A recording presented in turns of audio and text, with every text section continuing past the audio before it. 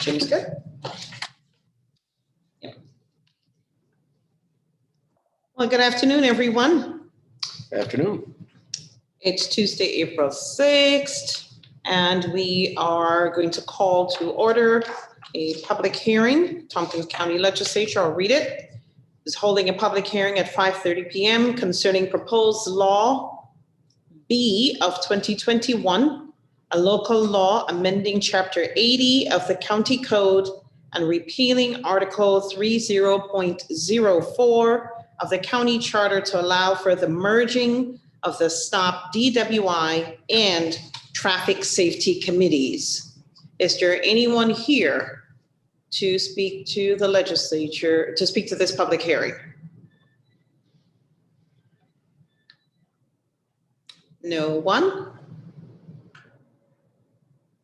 All right, I will declare this public hearing as closed and call to order the Tuesday, April 6, 2021 meeting of the Tompkins County Legislature. Would you all please join me in the pledge?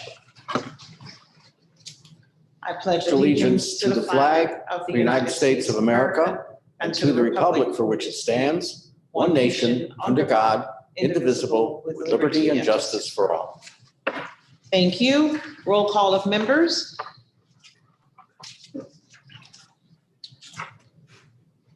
Dave McKenna. Glenn Morey. Here. Martha Robertson. Coming in. Leslie Shield. Here. Mike Sigler. Here. Martha Robertson.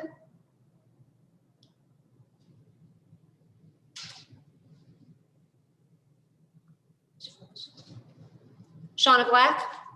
Here. Amanda Champion. Here. Deborah Dawson. Here. Henry Grandison. Present. Rich John. Here. Dan Klein. Here. Ann Corman. Present. Mike Lane. Here. Martha Robertson. Here. Leslie McBean Claiborne. Present. We have 13 members present. All right, thank you very much. Presentation, proclamations, communications, and notices. You would have received any communications and notices.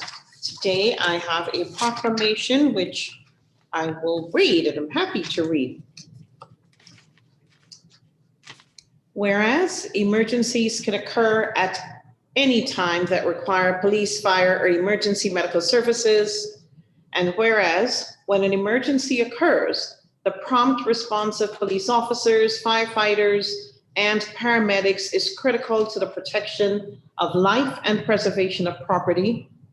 And whereas the safety of our police officers, firefighters, EMTs, and paramedics is dependent upon quality and accuracy of information obtained from citizens who dial 911 and the Tompkins County Emergency Communications Center. And whereas public safety telecommunicators are the first responders and most critical contact our residents have with emergency services. And whereas public safety telecommunicators are the single vital link for our police officers, firefighters, EMTs, and paramedics by monitoring their activities by radio, providing them information, and ensuring their safety. And whereas public safety telecommunicators of the Tompkins County Department of Emergency Response have contributed substantially to the apprehension of criminals, suppression of fires, and treatment of patients. And whereas each 911 dispatcher has exhibited compassion, understanding, and professionalism during the performance of his or her job in the past year of unprecedented challenges resulting from the COVID-19 pandemic. Now, therefore, I, Leslie McBean Claiborne, Chair of the Tompkins County Legislature, do hereby proclaim April 11th through the 17th, 2021 as Public Safety Telecommunicators Week in Tompkins County in honor of the men and women whose diligence and professionalism keep our county and its citizens safe.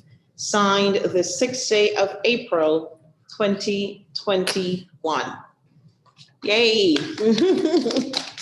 Thank you. And I see John and I see Jessica. Are you here to receive this proclamation? Yes, ma'am.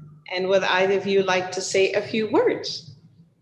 I just want to say thank you for taking the time to recognize our dispatchers. This has been kind of a challenging year and they've done an excellent job. So thank you for recognizing that. Thank you, Jessica. John is nodding in agreement. Indeed, I echo Jessica's comments and thank you all for taking the time to acknowledge our personnel. It's been a very challenging year, but they have risen to the occasion and I'm glad to see them gain the recognition they deserve. So thank you. Thank you to all our dispatchers for the excellent work they continue to do. And like you said, John, for rising to the occasion, to the challenge in this unprecedented past year and continuing that we have been experiencing. So thank you all for your leadership as well.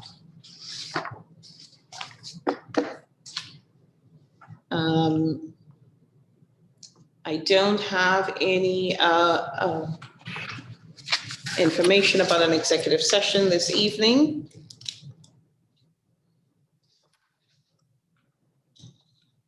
And do I have any staff here for whom I need to reorder anything on the agenda? I don't see.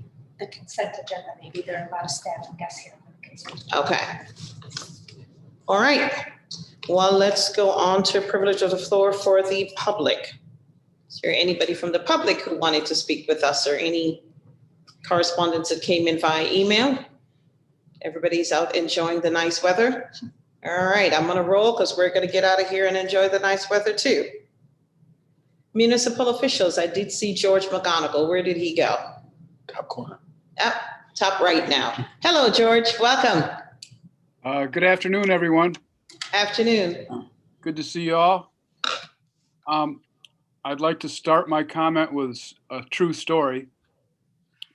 Yesterday, I decided it was time to register my trailer with the state of New York. And I thought the local DMV was closed, so I entered the ominous world of trying to reach Albany to do this. And after about 20 minutes of getting nowhere, it occurred to me that people in Albany were just messing with me and they were probably laughing while I was trying to do it. And they told me that at the earliest it would be a 40-minute wait on the phone. So I did what everybody in the city of Ithaca does when they're frustrated. I called Henry Granison. And Henry called Maureen, our county clerk, and in about the same amount of time that I would have waited on the phone, I went down to the DMV and registered my trailer and walked out and lived happily ever after. So I want to thank Maureen. We have the best county clerk in the state. We have the best DMV staff in the state. And South Hill and East Hill has the best county legislature that I know of, except for the rest of you, of course. Wow. Sorry, George, you're muted. So thank you. That was a good day. As for business at the city, you may know that we've been looking at police reimagining for the last month and a half or so. The resolutions we came up with, which are pretty close to the ones you came up with, except for the first one, We passed unanimously last week on the last day of March. Of course, it's early days to see how this reimagining plays out, but we passed it unanimously, and we're moving ahead. And for their part, the police officers of the city of Ithaca really took these changes seriously, and I'm optimistic that we will end up with something that's better than what we have now. I don't know what that is though yet. I do have one favor to ask of all of you. I would appreciate it that from now on, we refer to the mobile command vehicle as the mobile command vehicle, or T99, and that calling it the SWAT truck is a thing of the past. We're actually glad that it's staying in the city. We think it's a useful tool, and it will be reimagined like everything else and used by several departments in the city and throughout the county. It's still accessible to the county and the Tompkins County Sheriff. As for tomorrow night's agenda, it's a fairly light agenda. We're voting on a bond to move the new GIAC gym a little closer to completion.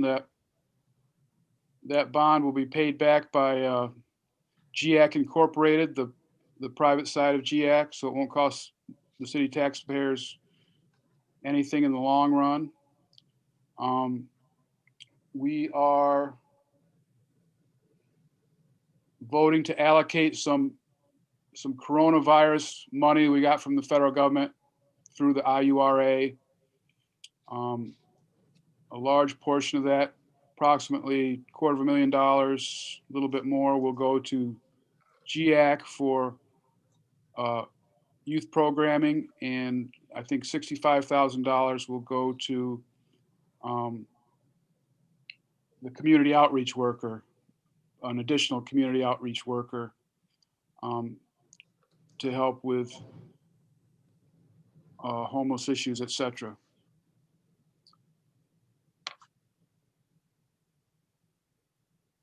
I think that's all I've got. Thank you very much, George. And now everybody knows, call Henry. Got it, Henry, we'll get you a bumper sticker. Questions for George? Go across my screen, Deb Dawson. Thanks, Madam Chair, and thank you, George. It's always a pleasure to hear from you. Has the city already received this money, or is this allocation to GIAC just prospective? The money they're getting through the IURA from... Oh, the money came through IURA? Yes. I just wanted to be sure that it wasn't the stimulus money, the ARP money, rather. It's CDBG CV2 funding. Okay. I don't know what those letters stand for, but that's what it is. All right. Thanks, George. Yep. Not sure why Deborah wants to make sure it's not the ARC money, because I'm coming after that too. Well, yeah, but I was feeling bad because they might have gotten theirs first. Amanda. Yeah, thanks. And if Henry is the best legislator, then maybe I should ask him this. But George, thanks for being here. You've probably seen on the West Hill listserv, people are getting a little worked up about the construction down at the bottom of Elm Street on West Hill. And I know that's not a city project, but have people come to you, like for those who don't drive on that road, there's a huge construction housing project rebuilding one of the houses there.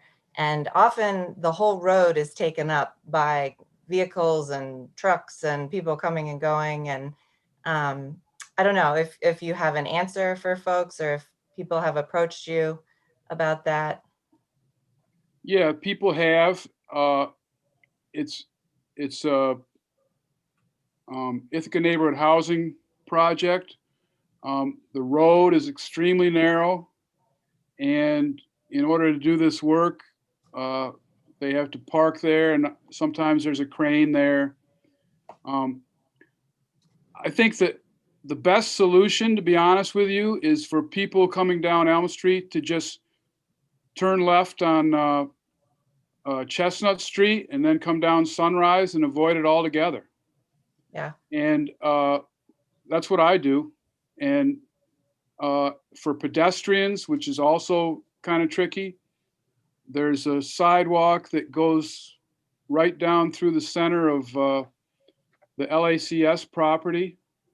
And you can avoid it.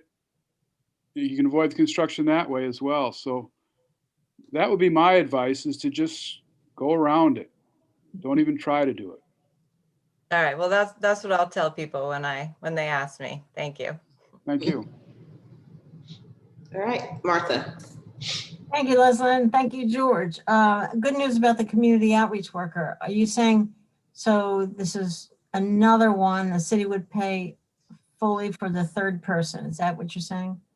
I'm not saying that because I don't know, but we're going to vote on $65,000 for that program. And I think that's about the cost of one position, I believe. And so is the intention then ongoing, since that's a staff position? Is that the idea, do you know?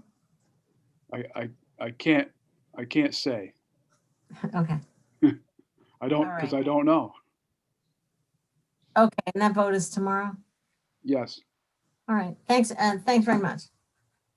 Martha, I'll say a little bit about what I know about it, and I can speak from the GIAC end, is that for, those of us who, for those programs that are a 2021 budget, would have seen a little bit of a deficit because of COVID-19 shortfalls in the city. There was some CDBG funds that could help plug those holes. And so that's where the monies are going. So it's not a new position. It's just to support what's already there. Oh, okay. All right. Okay, thank you very much. Thanks for the clarification. Henry. Yes, thank you for the kind words, George. I'd also like to know, do you know, has Savante talked about the task force yet that he's going to be naming to look at the new public safety department? He has not. No. Okay. And when do they have to report back? I think it should be before the end of the year. Okay. Thank you. All right. And I misspoke earlier. What I meant to say was that Henry is among the best legislators. Nice save, George. Nice save. I don't know how many text messages you got already, but nice save. Any other questions for George? Nope. All right. Thank you, George, as always. We appreciate it. Thank you. And I don't see any other municipal officials. All right. All right. Let's move on to privilege of the floor for legislators. Rapid response legislators. Here we go. Who's up? Oh, nobody wants to say anything. Martha. Yeah, just a quick report on the state budget, which is, for the first time since Governor Cuomo has been governor, is not on time, and it's still not done. We're trying to get kind of real-time updates. And it looks really dicey about whether our priorities are included in the budget, even though the state Senate and Assembly in their one House bills included paying back the 5% withholding, included repaying the sales tax diversions from AIM and hospital fund, and most of our other priorities. The last we heard, those priorities were not included in the deal. It's not done yet, but it's kind of it's very discouraging. So we hope to hear more from NISAC soon, and we're lining up somebody from NISAC to come to Tiger next week. But we should hear something, I hope, before then. So nothing doesn't look good right now.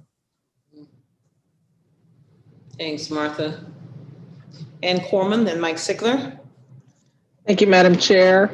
I also wanted to thank the dispatchers. It's often from people that I've known that work there. It's a very challenging and stressful job, but hopefully rewarding. And it's the first people that someone in crisis talks to, and they often have to triage and help figure out what needs to be done next, and help the person through that. I've had to call myself the last couple of years, 911 a couple of times. So I really appreciate the help that I was given. And I wanted to welcome our new legislator, Leslie Schill. So I look forward to talking with you later this week, but I wanted to welcome you to the legislature. And George, if he's still on here, I wanted to say I am from Albany, and I will try not to laugh at you or mess with you for at least a week or two. And I do want to say that, yes, the DMV has been open for the most part, even when they had to just have people just put things in a secure box. But yes, our DMV is open, and it is the best in the state, even better than Albany's, I would say. And if you use our local DMV, you help keep your money local. So I really encourage people to use, and if you don't want to go in person, you can mail your anything that you have to go to the DMV. You can mail that with the local address, and we'll also get some of that local money, or that money local to use. And lastly, I just wanted to mention that we have 100, I know this might be talked about later, but we're down to only 113 active cases of COVID, and I'm glad to see that. I hope we don't have another rise because of the recent holiday weekend.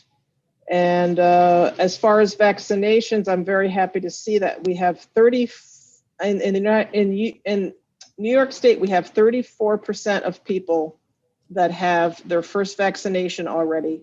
So that's 34%.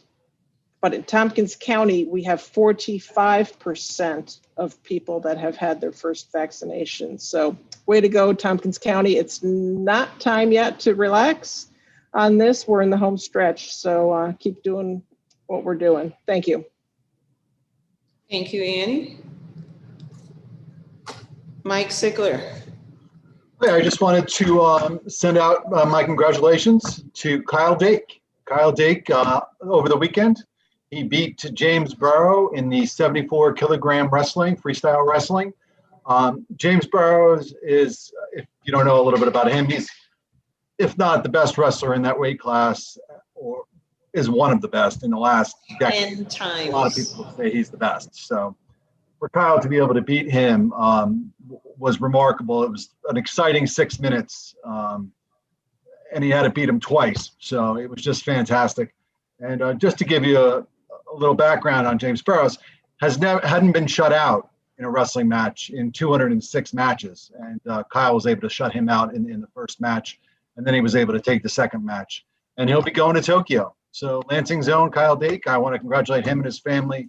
Obviously a lot of sacrifice to get there.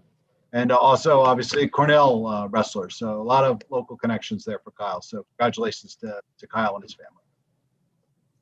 Thank you, Mike. I'll take that one off of my chair's report. But yes, indeed, that was exciting to watch. In 10 years, no one has, James Burrows has carried the championship. 10 years. And it took Kyle Dake and that awesome wrestling strategy. So Jared's a wrestler, I'm sorry. So I'm forced to watch it.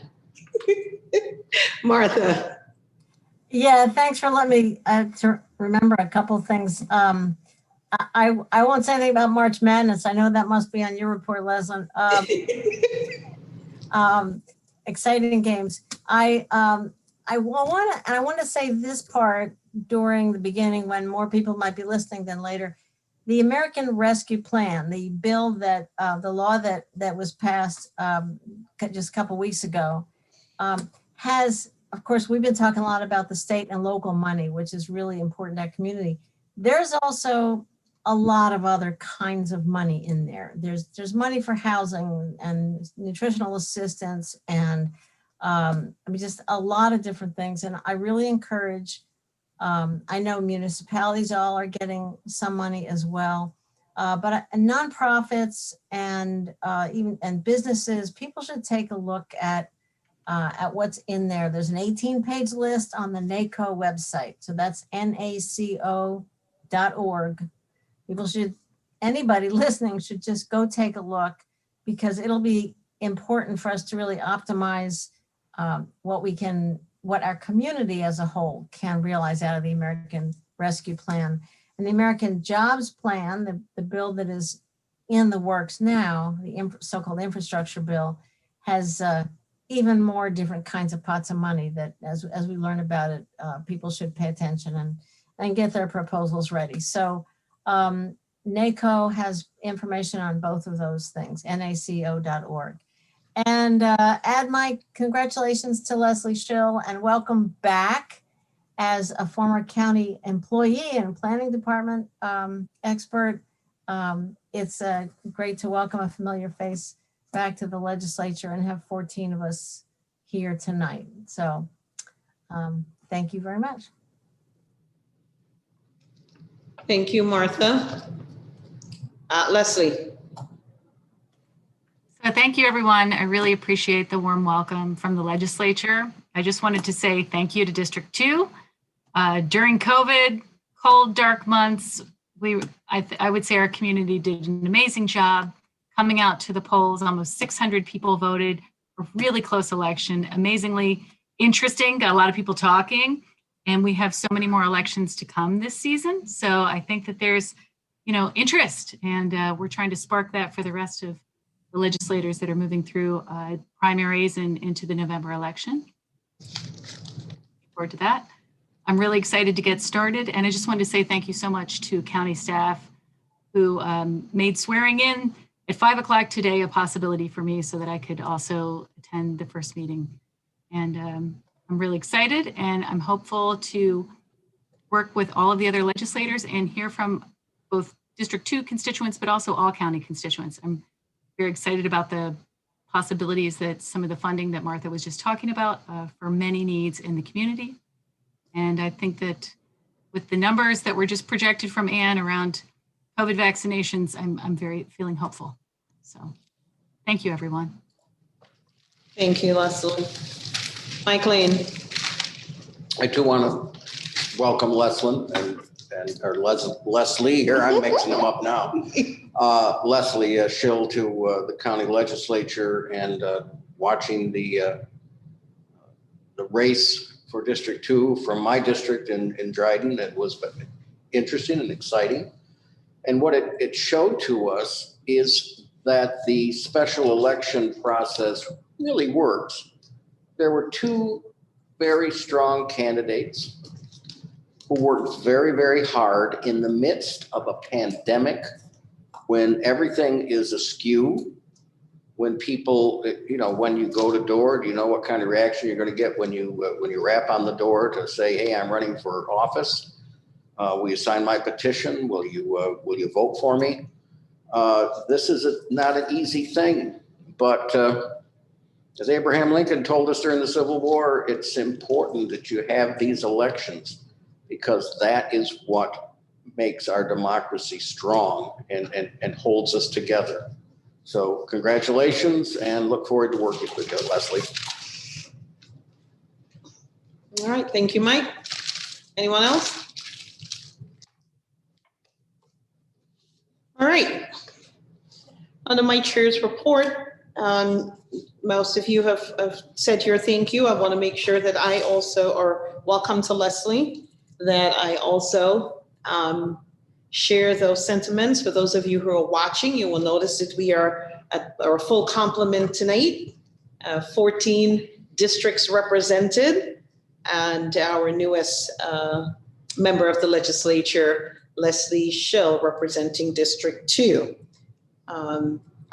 Echoing Leslie, thanks to the District 2 voters, to our Board of Elections for making the special elections happen as quickly as it did, so we didn't sit around too long with District 2 not being represented. So we welcome you, Leslie. We're glad that you're here. We're glad you were able to get sworn in, and some of us were here to bear witness to it this afternoon with your family.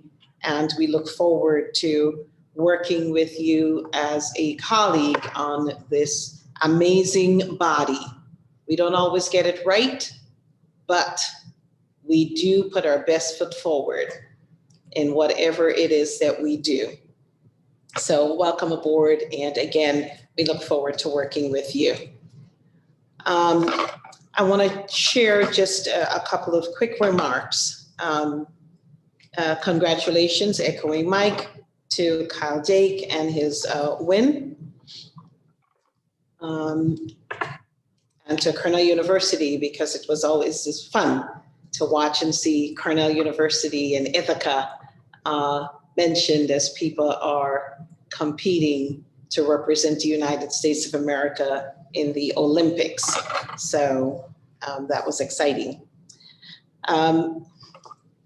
In a community town hall meeting, I believe back in February, I mentioned a quote from Aristotle in complimenting the great work of our staff in managing this pandemic.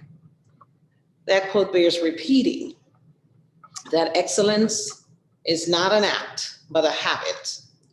And we have been working in everything we do throughout this pandemic and striving for excellence or coming from a place of excellence. As a community, we have been excellent in all we do to respond to this virus. Our community partners have made it a habit. Cornell University rolled out a robust testing and monitoring program that was the model duplicated by many other campuses throughout the United States of America.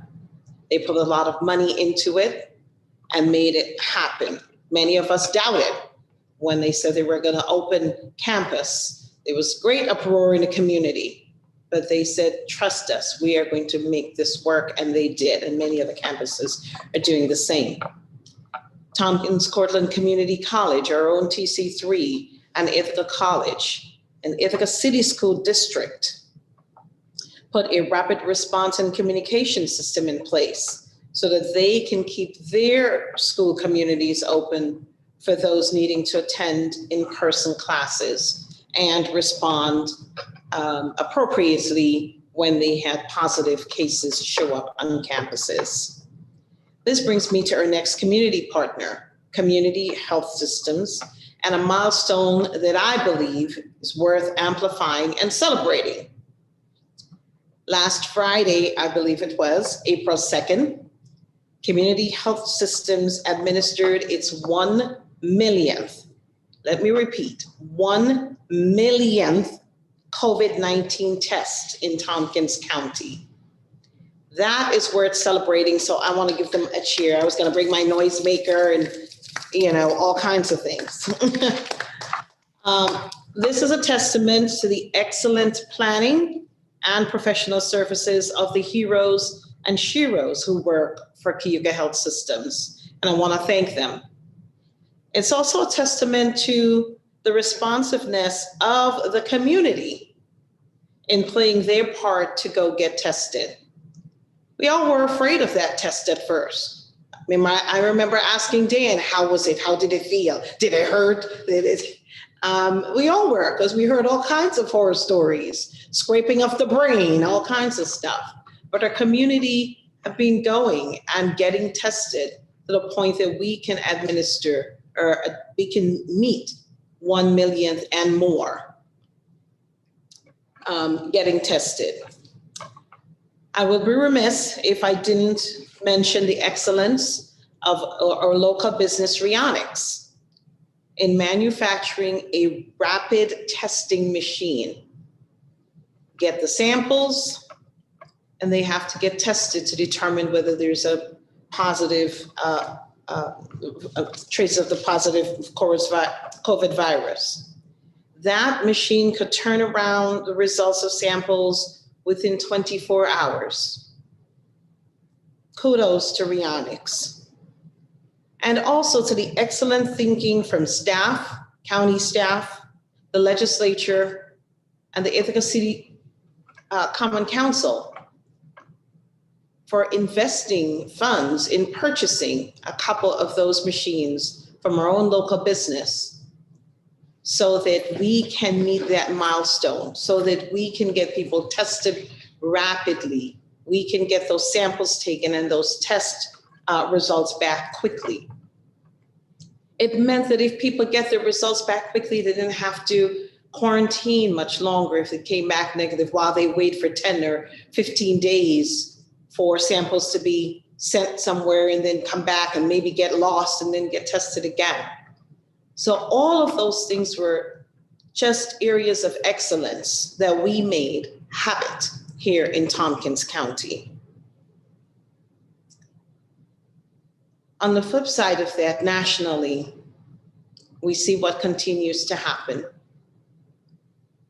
We're still looking at well over 500,000 of our American citizens who have passed away from COVID-19. Today, President Biden talked about having had administered in the United States of America 100 million plus shots in arms and vaccines. And in Tompkins County, we continue that level of excellence in doing our part in vaccinating people. We get the vaccines, we reach the communities, and we've been getting people vaccinated. Our president also set a new goal of 200 million shots in arms within his first 100 days. He started with 100 million, and in 75 days, they had exceeded that. And we want to encourage people to please get your vaccines. We now have three vaccines available: Moderna, Pfizer, and Johnson & Johnson. And we want to encourage our community to continue to get vaccinated. We are doing well. We are making excellence a habit in Tompkins County, and we want to continue to do that. I want to shift gears for a minute and speak to an issue that should be hurting all of us to our core. And that is this ramp up of violence against Asian and Asian Americans.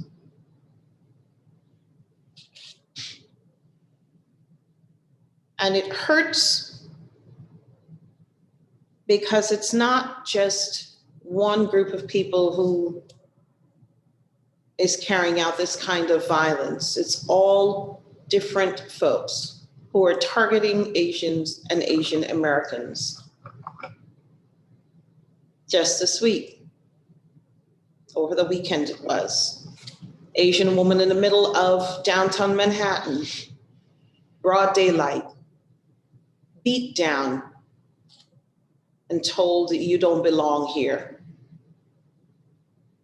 For those of us who've been or who live in the marginalized communities, we know how harsh those words are when you're told over and over again, you don't belong here.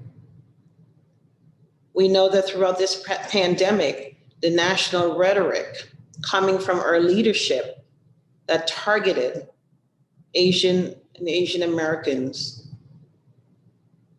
set a lot of people on that path to doing the same.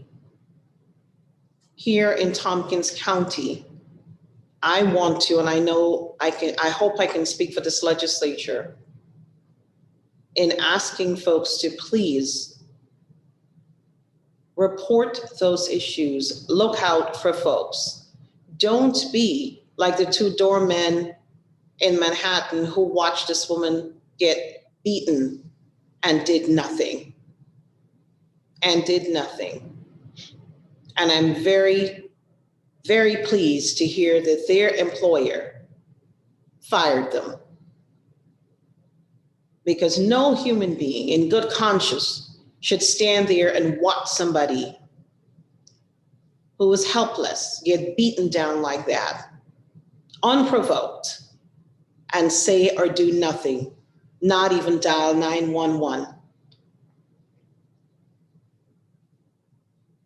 So here in Tompkins County, we have spent a lot of time talking about reimagining policing.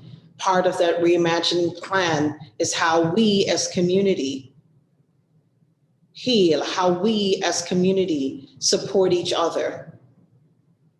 And so I'm appealing to everyone to don't just stand by and watch. If you hear it, please report it.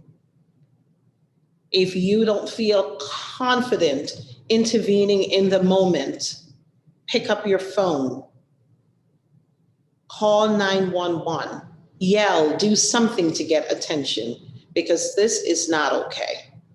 Many of us have people in our families who are of Asian descent. And I can't imagine what it would feel like and how fearful.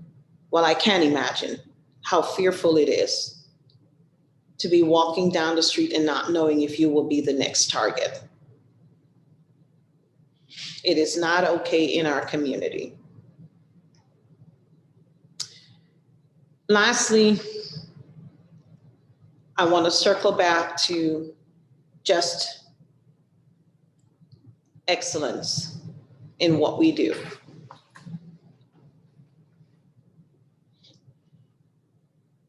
We have had the opportunity to look at the work that we're doing, to look at our communications plan, to look at our community as a whole. And the folks in our EOC, our county administrator, our director of communications, and our chief equity diversity officer have been meeting. We have talked, we have met with the Latinx community. We've been talking with the Asian community because we want to make sure that the information we are putting out there that's important to their lives, information around public health, information around reimagining public safety, that they have access to that information in a language that they can read and understand.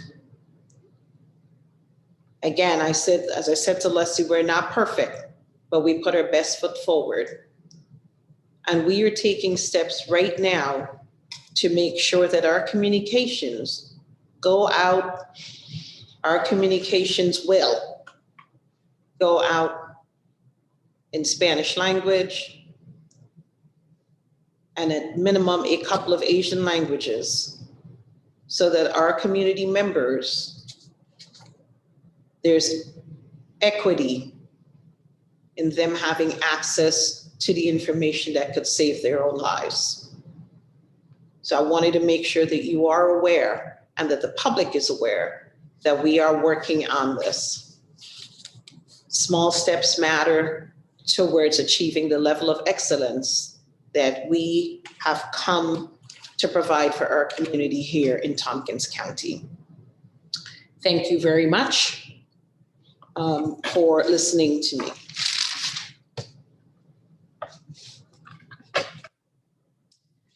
We're going to move on to, there are no special presentations or discussions, and now we're going to go to reports from County Administrator, County Attorney, and Director of Finance. County Administrator Jason Molina. Leslin, excuse me. There are a couple members of the public agency folks and staff who are waiting for items on the consent agenda, and I was. Yeah, I asked that earlier. Nobody said anything.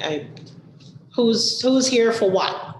We have Brenda Before we get to Westfall. Jason, just tell me and let's get to those. We have Brenda Westfall and Bruce Levine here about the Ithaca Housing Authority Okay. resolutions. Hi, Bruce. And Brenda? You said Brenda? I don't see. Brenda Westfall, yes. Oh, there's Brenda. Hi, Leslie. Okay. Thank you, Leslie. Also Liz Cameron. So those are all consent agenda items? Yes. So, all right, so why don't we go ahead and take up the consent agenda? And then Jason, enjoy a little bit more time of your vacation and I'll get back to you. So let's do that. Consent agenda are resolutions and appointments to be voted on as a group unless any member of the legislature requests that a resolution or appointment be instead included separately and individually as part of the business of standing or special committees. I will read those resolutions, starting with Facilities and Infrastructure Committee, Resolution A, authorizing to execute a contract with Pro Shed Security for confidential paper collection and shredding services for Tompkins County Departments, ID 10003. Resolution B, Budget Adjustment, Recycling and Materials Management Department. I thought I saw Barb. Yeah. Government Operations Committee. Resolution C, Renewal of Tompkins County Department of Motor Vehicles Lease, ID 9990. Planning, Energy and Environmental Quality Committee. Resolution D, acceptance of snowmobile grant for the 2020-2021 season, ID 10005. Housing and Economic Development Committee, Resolution E. I need to pull that one. That one is being pulled. Resolution F. Negative declaration for Northside Apartment Projects, ID 10021. Resolution G, authorizing the execution of an agreement for payment in lieu of taxes, a pilot by and among the County of Tompkins, Ithaca NOS Housing Development Fund Company, Inc., and Ithaca NOS Limited Partnership, ID 10022. Resolution H, authorization to disperse county funds to the Community Housing Development Fund for Northside Apartments, ID 10027. Resolution I, authorization to disperse county funds to the Community Housing Development Fund for Ithaca Neighborhood Housing Services, INHS Community Housing Trust, Ithaca Freeville Scattered Sites Project, ID 10026. Resolution J, authorizing the execution of a revised agreement for payments in lieu of taxes by and among the County of Tompkins and Ithaca Neighborhood Housing Services, ID 10025. Resolution K, amendment of the 2021 Tompkins County budget to reflect appropriation of 2021-2022 budgets for the Ithaca Tompkins County Transportation Council and authorization to implement the amendment, ID 9981. Resolution L, authorizing 2021-2022 Federal Transit Administration Section 5339 Bus and Bus Facilities Program Grant application for Tompkins Consolidated Area Transit, Inc., ID 10031. Resolution M, authorizing 2021 Federal Transit Administration. Leslie, need to pull that one. Okay, M is pulled. Resolution H, Health and Human Services Committee. Resolution N, renewal of Drug and Alcohol Council of Tompkins County Incorporated 5-year lease, ID 9978. So resolutions M and which one? Resolution E are pulled. And that's all we have for consent agenda. May I have someone move the consent agenda, please? Moved by Amanda Champion, seconded by Deb Dawson. Any discussion on the consent agenda? All right, all in favor of consent agenda, roll call vote. Dave McKenna, Yes. Ed Maury, Yes. Martha Robertson, Yes. Leslie Shield, Yes. Mike Sigler, Yes. Shauna Black, Yes. Amanda Champion, Yes. Deborah Dawson, Yes. Ray Grandison, Yes. Rich John, Yes. Dan Klein, Yes. Ann Corman, Yes. Mike Lane, Yes. Leslie McBean Claiborne, Yes, 14 ayes, 0 noes. that carries unanimously. So that takes care of the resolutions for Brenda, for Bruce, for Barbara. I think we're good there. All right. Thank you Have all. a good night, everyone. You're very welcome. Thank you for joining us, and it's good to see you. Thank you. Leslie, it's up to you, but there are staff waiting for those other two. There's Lisa, no? Who Um, else is Liz with? Cameron, I think. and Dwight for Am. Why can't I see these people? Liz is bottom right. Just move. There's Dwight. Came out. That's all I need. Okay, all right. Well, we have other staff who are waiting for these resolutions as well. So I'll just reshuffle and take those two that were pulled off of consent agenda. So Housing and Economic Development Committee, Martha, can you take Resolution E? Yes, ma'am, Madam Chair. Resolution E, authorizing submittal of 2020 New York State Homes and Community Renewal Community Development Block Grant Program application, ID 9989. I so move. Have a second, please. Seconded by Deb Dawson. Discussion, Dan Klein. Thank you. If the county gets this money, there'll be a grant process, and all the parameters of this grant eligibility have not been worked out yet. But it's possible that I might be eligible for this grant and would apply for it.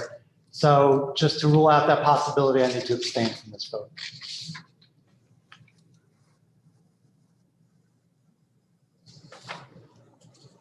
Okay. I think that's all. I think there are no other issues.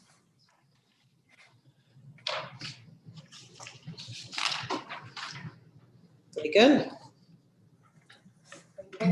Yeah. All right, ready to vote.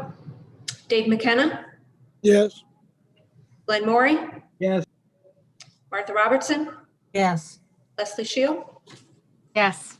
Mike Sigler, Yes. Shauna Black, Yes. Amanda Champion, Yes. Deborah Dawson, Yes.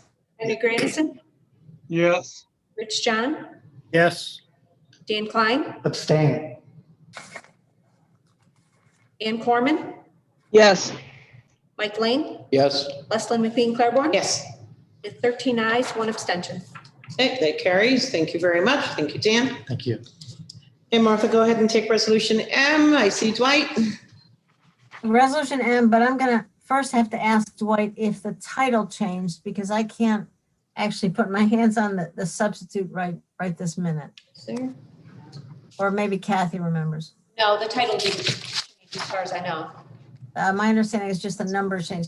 Authorizing 2021 Federal Transit Administration Section 5339C Low or No Emission Vehicle Program Competitive Grant Application for Tompkins Consolidated Area Transit Incorporated. That's document 10030.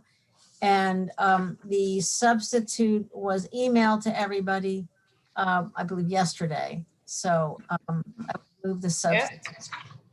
We have that. May I have a second, please? Second by Dan Klein. Discussion? Oh, If Dwight wants to explain the differences here, Hold that'd be great. hold on a second. I think Martha should put on the table what was approved by committee, and then a motion to amend should be made. Be accepted as friendly, but what needs to be moved is Okay. what was approved by committee. Thank you, Kathy. Okay, so erase what I just did, but I now am moving what's on packet page 40 that was sent in the first packet. All right. So that's moved and that's seconded still. And then there is a substitute on some changes to the resolve. Which I'll be happy to move, Madam Chair. So could it be friendly? That's Yes. friendly. Yes. That's friendly. It's very friendly to the mover and the seconder. But thank you, Deborah, for being so fast on the draw. Do we need a second? No, it's friendly to the mover and the seconder. Okay. All right. Any discussion? Roll call vote. Dave McKenna, Yes. Glenn Maury, Yes. Martha Robertson, Yes. Leslie Shield, Yes. Mike Sigler, Yes. Shauna Black, Yes. Amanda Champion, Yes. Deborah Dawson, Yes. Henry Granison, Yeah. Rich John, Yes. Dan Klein, Yes. Ann Corbin, Yes. Mike Lane, Yes. Leslyn McBean Claiborne. Yes. 14 ayes, 0 noes. Thank you. That carries. Thank you very much. Thank you for your patience, Dwight. All right, one more time. I can't see well. Is there anybody else waiting for anything? Okay. Well, let's get Jason back from his vacation. 5 minutes of extra vacation time. Good Report evening. from County Administrator Jason Molina. Good evening, everyone. Evening. Good to see you all. Welcome, Legislator Schill. Welcome to the legislature. We'll reach out shortly to set up some times to get together with some of the leadership and go over some of the fun that you volunteered for. So we have a good presentation. I'm going to let Dominic post it. This is actually the one full year that we have now been doing this presentation. I say this every time, but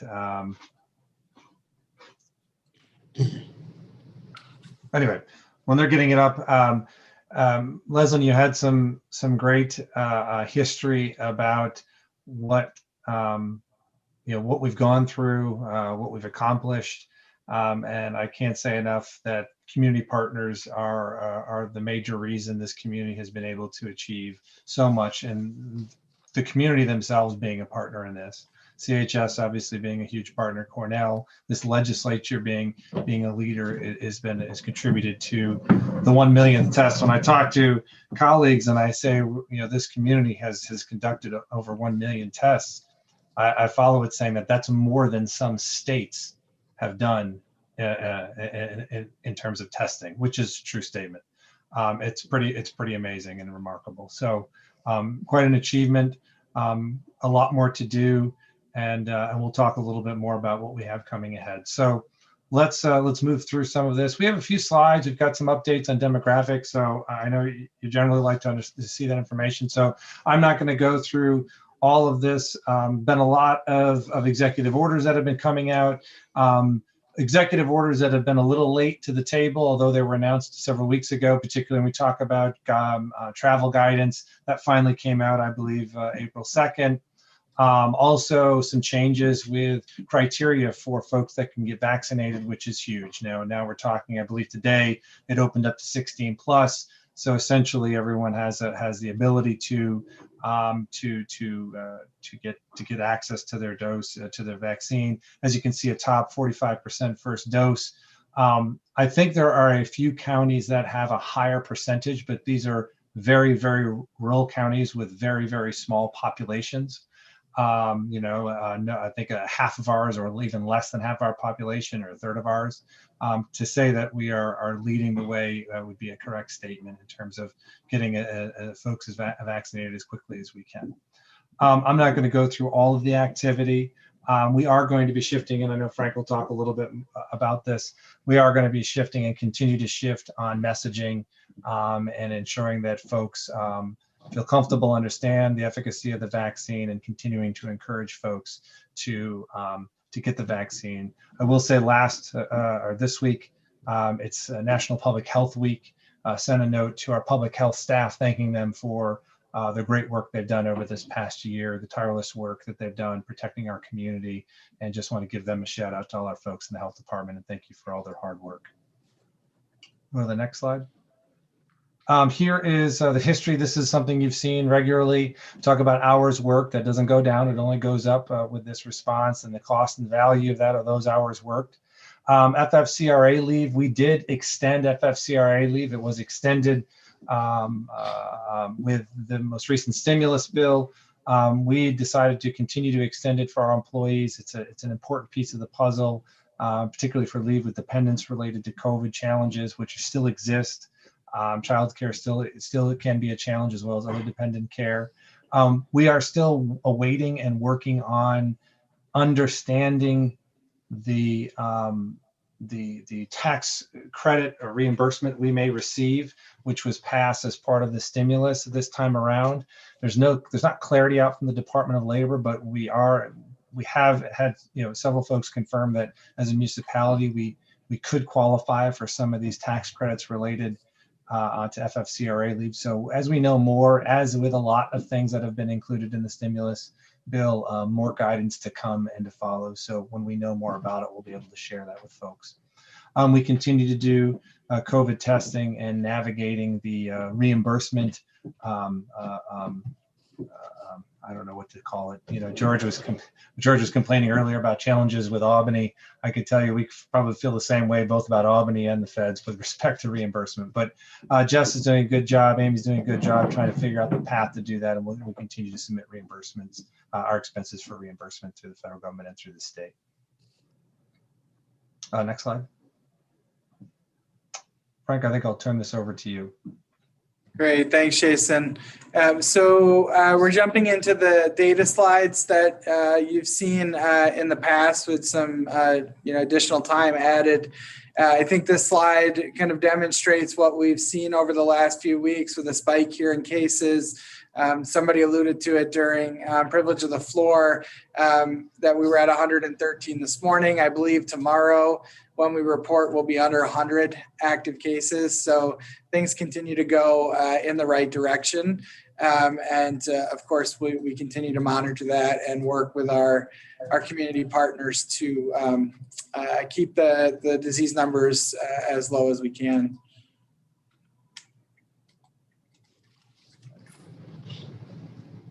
No, it's not wanting to go in here. Oh, there we go.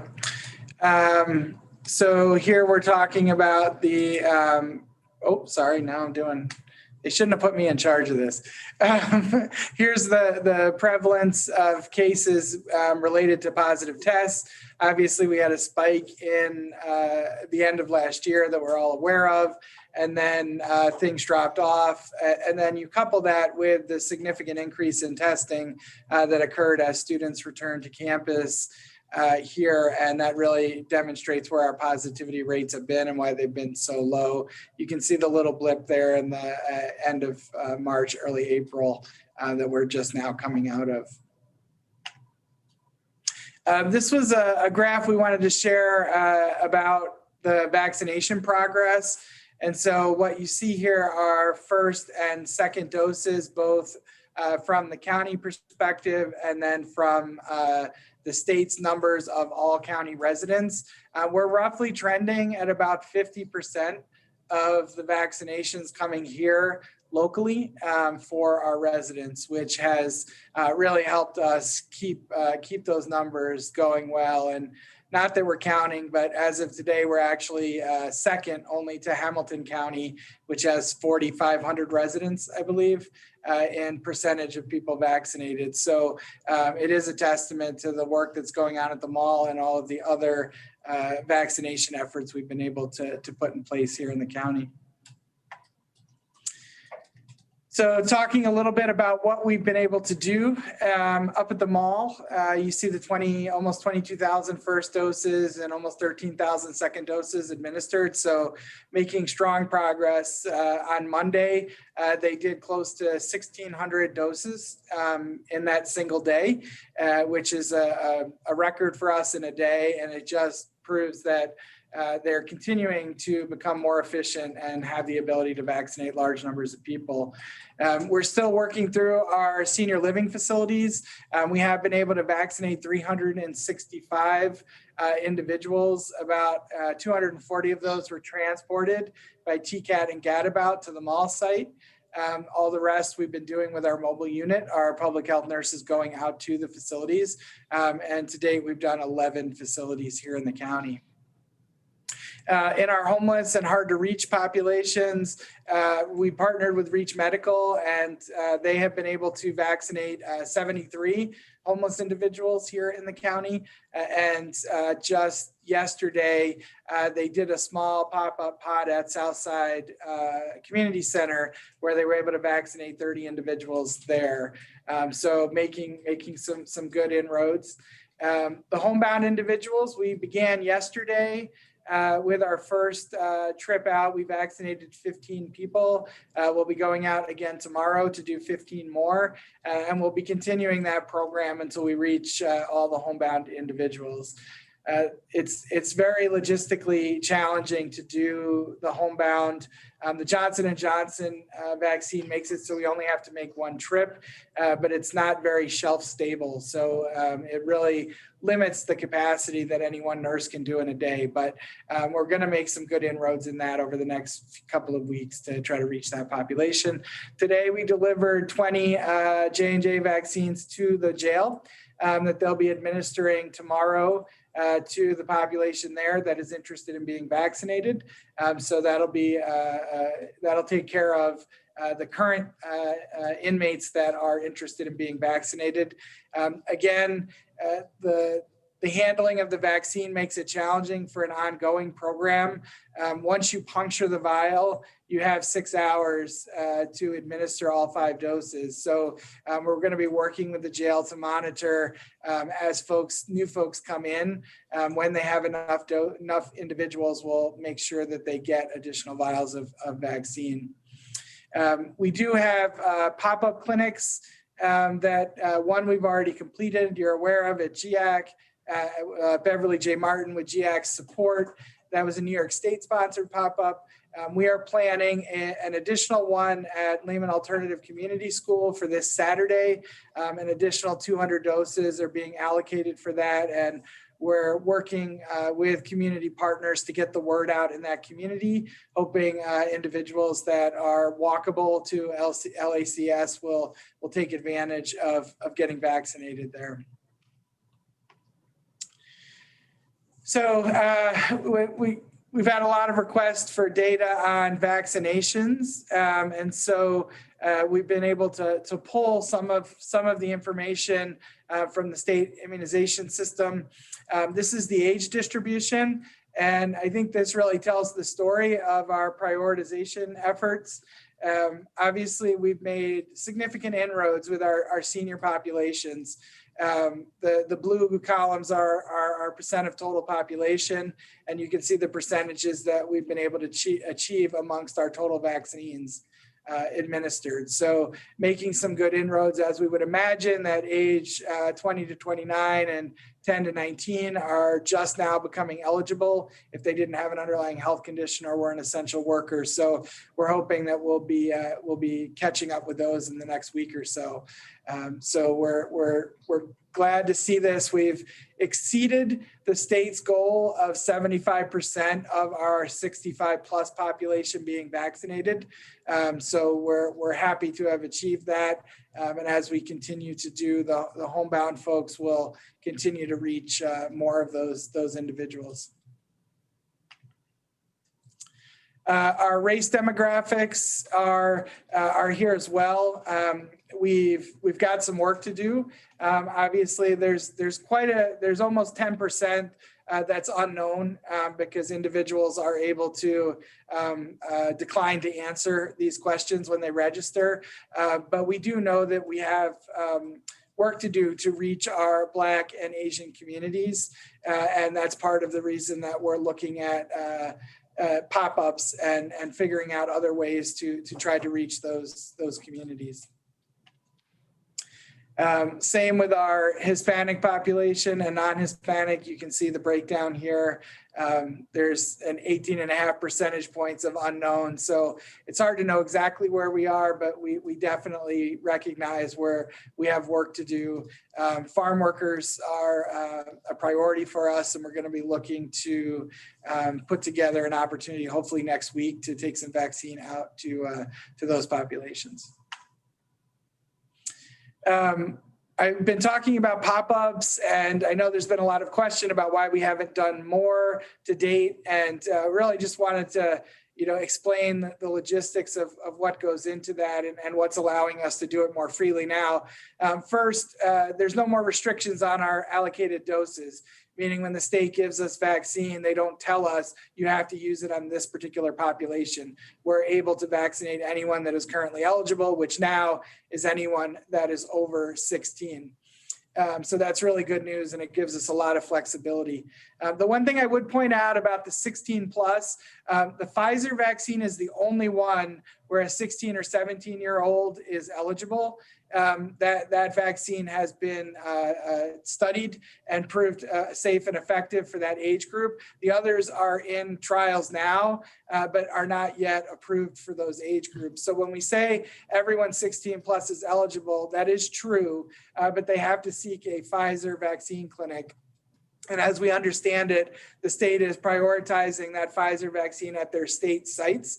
So we would encourage those 16 and 17-year-olds to look to state sites for registration until such time as we get more Pfizer vaccine. The supply has increased and become more consistent. Our contact tracing, as our numbers have gone down, has become less labor intensive, and we've been able to use our public health nurses to do some of these pop-ups and mobile unit clinics that we've been able to do. And our focus with these are on hard to reach populations. So people of color, our rural populations with transportation issues, farm workers, and migrant labor. So we talked about Layman Alternative Community School next weekend. The week after, we're working on a plan to try to reach farm workers. If that doesn't come together by next week, we would do a rural pod in one of our rural communities and continue to try to put together a plan for the farm workers. So lots of work going into identifying who's interested and where it would be most effective to reach those individuals. And our registry is currently being translated into 6 common languages. So as that happens, hopefully that will create additional accessibility for those looking to get a vaccine. And that is the end of our slides.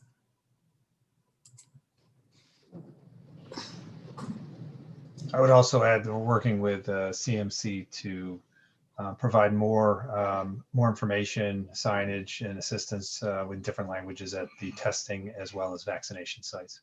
So we're working with them now to expand their capabilities at all those sites as well. Thank you. Thank you, Jason. Thank you, Frank. Questions going across my screen here. Deborah Dawson. Thank you, Madam Chair.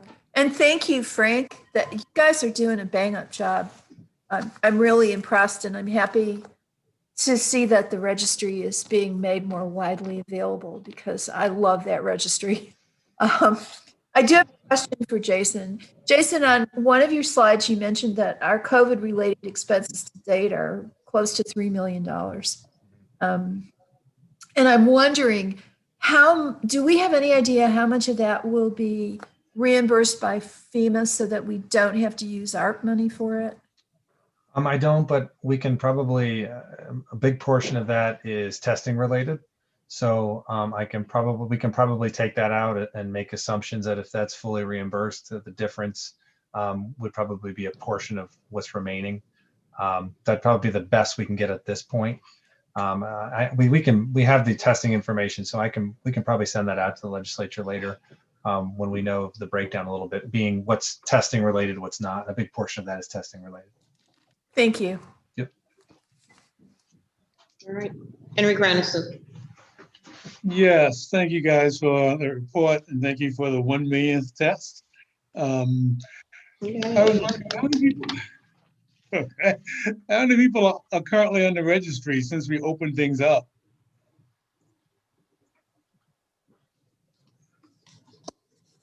$32,000 altogether have been on it, and there's currently 19,000 because we remove folks once they get vaccinated. Okay. Also, Jason, how well is the money that we spent in the early this year in terms of free testing? How far is that going, and what's the update on that? Well, at this stage of the game, because it's supposed to be 100% reimbursed, there isn't a need for another reappropriation because it's going to be all submitted to FEMA. So, then the question really comes into play is the other 25% that you appropriated twice should also be reimbursable. So like I said, it's, there's some learning going on FEMA and the state's part as to who's first payer, who's payer of last resort. So we're in some discussions now as to what needs to be submitted and so on and so forth. This will take a little bit of time to clean up, but at the end of the day, technically all the testing should be 100% reimbursable. So we should essentially make back what we committed to it. Okay. That money will go back to the county then? Yes, yeah, I would. When is another question, but yes, it should. Okay, thank you. The check is in the mail. Yeah, that's Martha. Thank you. Henry had a couple of my questions. But yeah, Frank and team, all this outreach is really spectacular, very creative, entrepreneurial, and very exciting.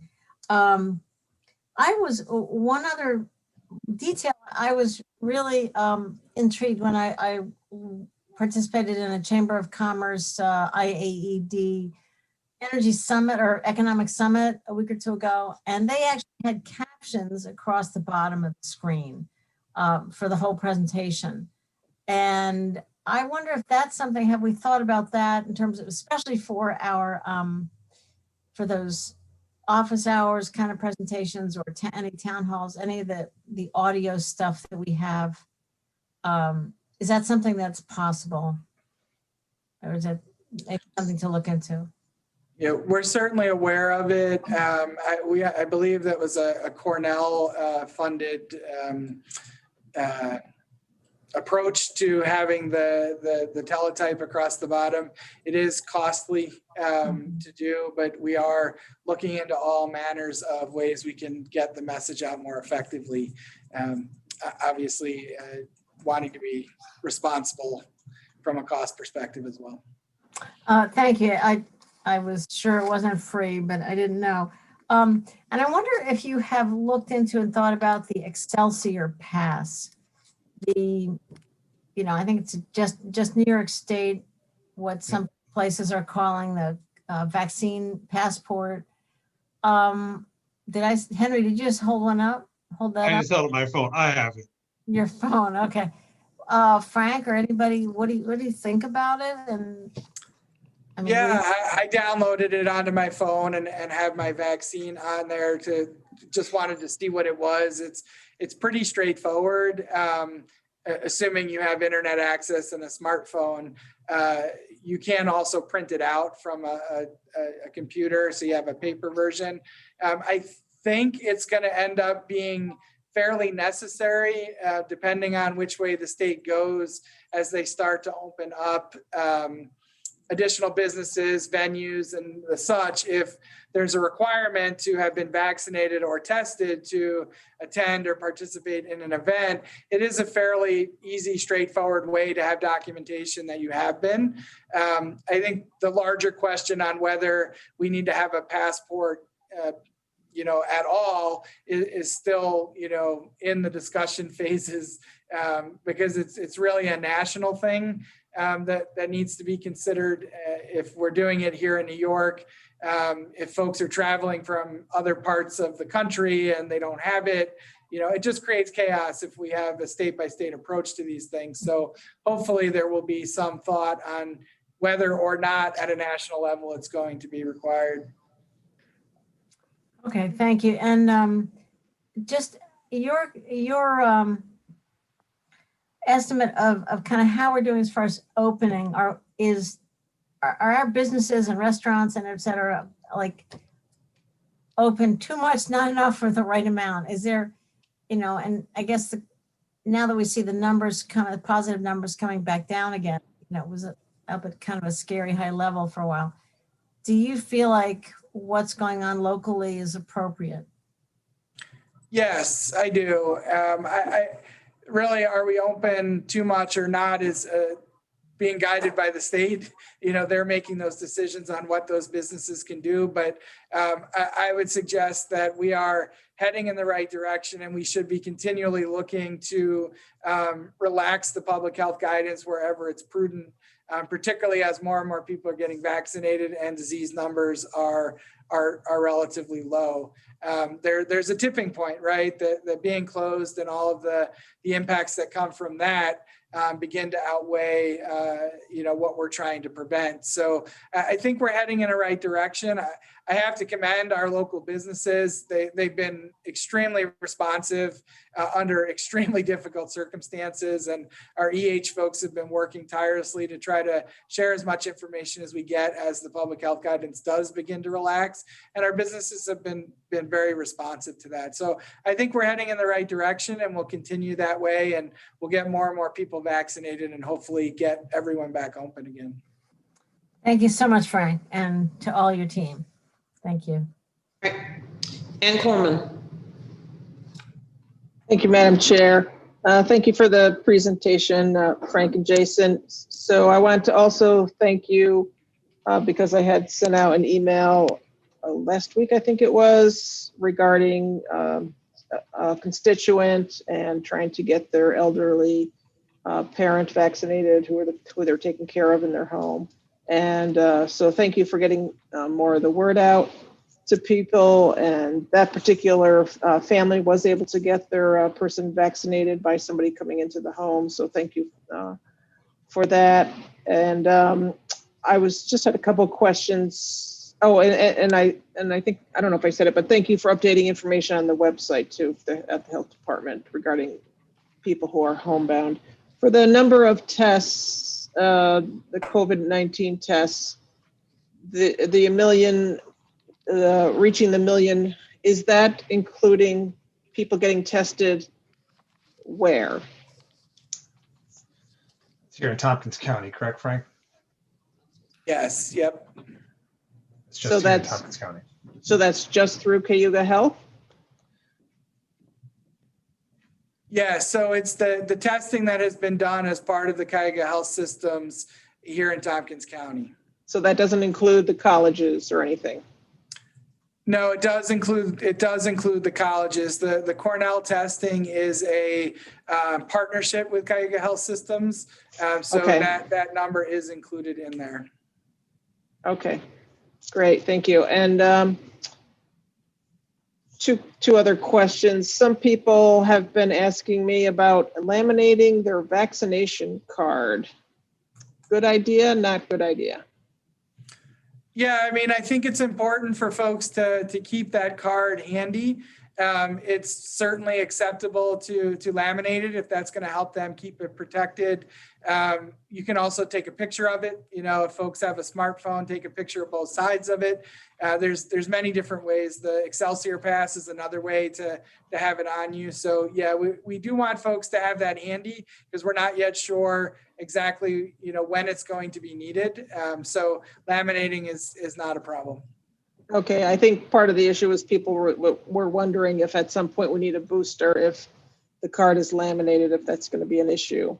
But I suppose, could they make a new one at that point for you? Yeah, I mean, certainly if someone laminates their card and then we have to do more, we'll figure out a way for them to do that.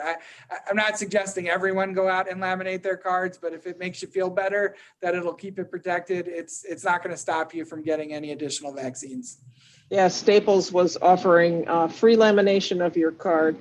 Last question is, I had someone call me today. What if there's businesses that aren't following the guidance? If maybe they relaxed a little too much, how do they report that? Yeah, all of the same mechanisms are still in place for reporting that. I believe there's links on our webpage to the New York State reopening a complaint process that ultimately then comes back to us. I got to admit, it's been a long time since I've looked at the complaint process, so I'm not It is still all on our webpage, so they should be able to see it there. And if somebody doesn't have internet access, they can always call the health department and or 211. Okay, great. Thank you very much. All righty then. Henry and then Shauna. Yes. Frank, I just want to ask you about the alleged fourth surge, like the surge in Michigan. Is there any surges going on along the East Coast that you know of? I don't know particularly, Henry. I'm sorry. I'm kind of hyper focused on what's happening here locally. But you know, the potential for additional spikes could happen, you know, at any point if we get too far ahead of ourselves before the vaccinations get where we want them to be. So we're still encouraging folks to follow the guidance as it's out there. The most important is wearing the mask, the social distancing, good hand hygiene. We really need to be vigilant about that, and then just monitor as we continue to reopen. If there's anything that causes a concern, we'd certainly communicate about that. Okay, and Jason, do you know whether the sheriff's office is adding details to their weekend at the colleges, especially in light of Kendall Days, which would be the first Saturday in May at Ithaca College? They're not adding any new details at this moment. If anything is specific to Kendall, I don't know that information. We can ask the sheriff, but there's no additional details like we had in the spring or the fall. I'm sorry. There is planning going on around those events. The colleges know that they're coming, and I know our sheriff has been a part of those conversations with Ithaca College Police, and other community groups. So there is effort to try to address the concerns that might come from those events. Thanks. Shauna. Yeah, it just came out today that Moderna should be lasting around 6 months for the vaccine. I was wondering if there was conversation about at some point whenever we all have to go for boosters, how that was going to work. Are you going to have a second registry? Or is there at least conversation that we're starting to have on how to keep people vaccinated? So Shauna, I'm going to hope that we don't need a booster and hope the science evolves to tell us that. But if it did, obviously we would build systems to be prepared to do that. At the rate that we're going, we should be fairly close to finishing the second dose of this first round. So there shouldn't be a lot of crossover if that were to occur. So hopefully that will make it make it less confusing for the public as if we have to navigate through that. Thank you. All right, Martha, you get the last word. All right. It sounds like kind of like painting the Golden Gate Bridge. Like as soon as you finish, you have to start over again. A question about the variants. What are we seeing in terms of our testing? Are you seeing? Yeah, variants are certainly part of the disease pool here in the county. We know that we reported the numbers a week or so ago that have been identified. I should point out that the way that we're finding out about our local variants is through a research project at Cornell. So we're not doing this from a diagnostic perspective. It really has no diagnostic value. We treat people the same way regardless of what variant they have, but it is useful to know. And I think it's fair to say that we have a pretty significant portion of our cases being of different variants at this point. But that's kind of what we expected. And really the goal here is to get folks vaccinated as quickly as possible so we can limit any future variants and any negative impacts from the ones we have already. All right. Thank you very much. Okay. Thank you all very much. Thanks for your patience. Thanks for the time and answering questions and continuing to think strategically and do the wonderful work you're doing.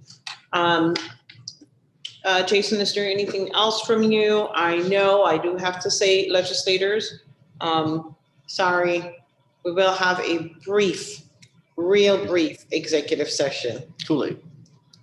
I have nothing else, Madam Chair. Thank you. The purposes of discussing personnel matters related to a specific person. It will be brief. Kathy and I want to get out here while it's still light out. Okay, County Attorney, is there anything from you, Jonathan? Nope, I'm going to help you get out while it's still light. No report. You rock. All right. Finance Director, Rick Schneider. Good evening. Good evening, Rick. Nice to see you all. I'd like to welcome Leslie Schill to the legislative group here. Welcome aboard.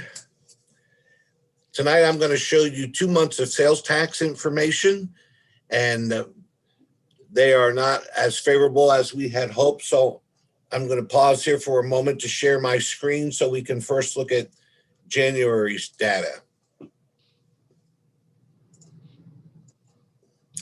You should be viewing it now. Do you see it? Yes.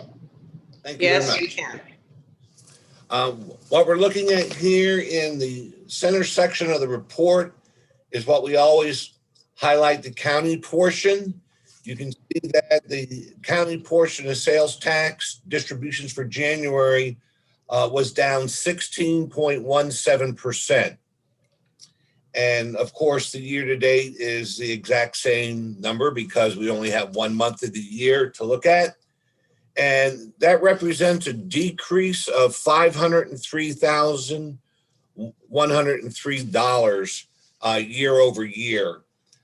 I would add that in January was the month that we had that $331,000 hit to our sales tax by the state. That was for the distressed health facilities.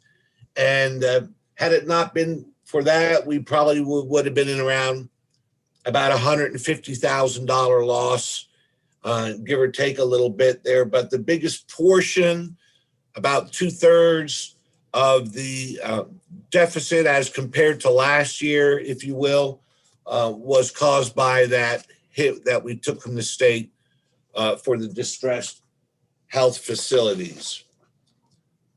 And I'm going to now share with you February's data. As you see for February, we were down 6.8%, which is still not good news, but it's better than January.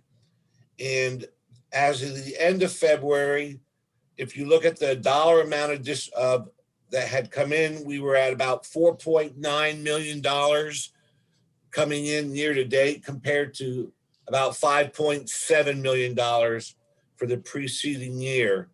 That's a difference of a negative $676,915, which means we're down as of the end of February, 11.95%. So roughly 12%. The only other thing I'm sharing tonight for the first time is a little graph that we started. In this graph, there's only really 2 or 3 years that we're looking at. Jason and Kevin are wanting to add 2019 as the base year. I don't have that on here yet. I know that they're working on a report that's a bit more refined. But what I am showing here is this blue line that zigs and zags and carries on all over the place. And that was last year. That's 2020. So the blue line that goes all around and about is last year. The little red line here shows January and February that were actually below last year's January and February. And you have to remember, January and February last year was before COVID hit. They were remarkably good months. They may have even been, I don't recollect if they were our best months, January and February, but they were very high months. So coming in underneath them for the first 2 months was expected. And then you'll ask, what's the green bar that goes across? Well, I projected here, this is on an annualized basis what our budget is for 2021. So any activity as we go throughout the year, we can monitor against this steady green line, which represents our monthly sales tax budget, which, as you can see, we are below. Next time when we present it, or maybe when Jason brings you figures, we'll have another year on here, which will be 2019, because that's what they would like to start using as our base year. That's a year that before any of the pandemic hit, that is, of course, one of our higher years, but they're going to start with showing 2019. So the report going forward, I'll also show that 2019 data also. So I'll open it up to any questions or remarks from Jason if he'd like to add something to it. Thank you, Rick. Shauna Black, you have a question? Yeah, I actually wanted to ask in regards to, for a while, there were some hotels that were not paying their hotel tax. Have they started paying? I really can't answer that tonight. I haven't monitored it for the last couple of months. I know that a report that's to come out soon. I'll bring that information to you at the next meeting. After they run on an awkward quarter, which means it's December, January, February. They have till the end of March, and then we're not preparing any kind of report until April. So I think at our next meeting, we should have that data available for you. Okay. Bring it to you then. I guess my other question too is that I know that there are some hotels that could have been part of not paying their taxes that I think are either on the market or have sold. If they have not paid those taxes, would there be a lien on the property? Oh, yes, of course. They would be treated, just like any other a property. And if there is back hotel tax due, that's something that Jonathan and I would have to discuss to figure it out how and if we could lien against it for the outstanding hotel occupancy tax also. But I'll try to gather a little bit more information for you on that also. Okay, thanks, Rick. Mm-hmm. Henry or Martha, do either one of you need Rick to keep his screen up?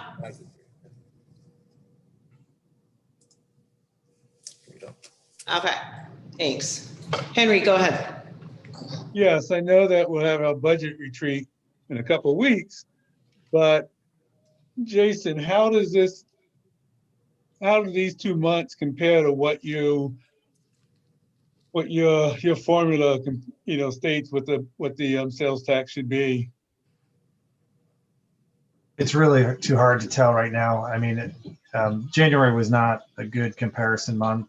February is not encouraging compared to 2020. But one of the things we're going to do is Kevin, Rick, and I.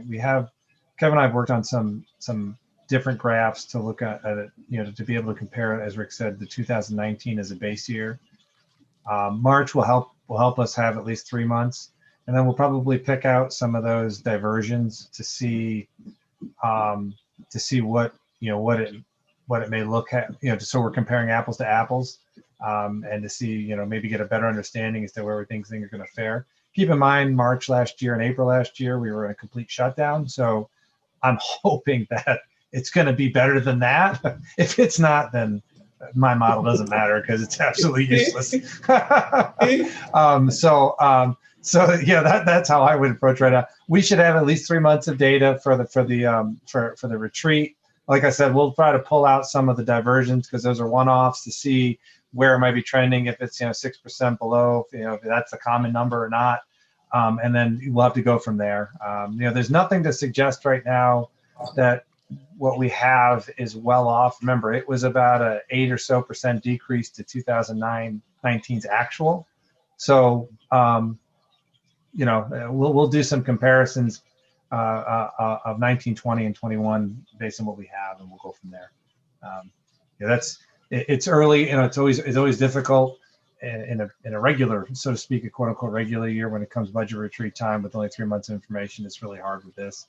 but we'll continue to monitor it. The graphs that we're going to put together, we'll present monthly for you so you can see and we can identify any trending, and we're hypersensitive to it. So if we see things that are unexplainable, that they're tailing in a different direction, we'll be able to talk about it earlier than later. Yeah, did you also hear that Cornell announced their commencement, which will be no visitors today? That's it.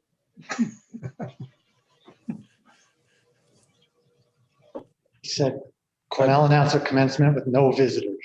Okay. I think IC is doing the same thing, only students. I see you doing the same thing. You know, if you're a parent like me, you'll be sneaking in. Deborah.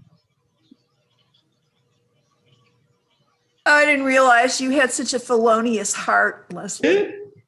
Yeah, I had a senior moment, Rick, right when you started talking about 2/3 of something was attributable to the state withholding the distressed hospital funding. Can you reiterate 2/3 of what?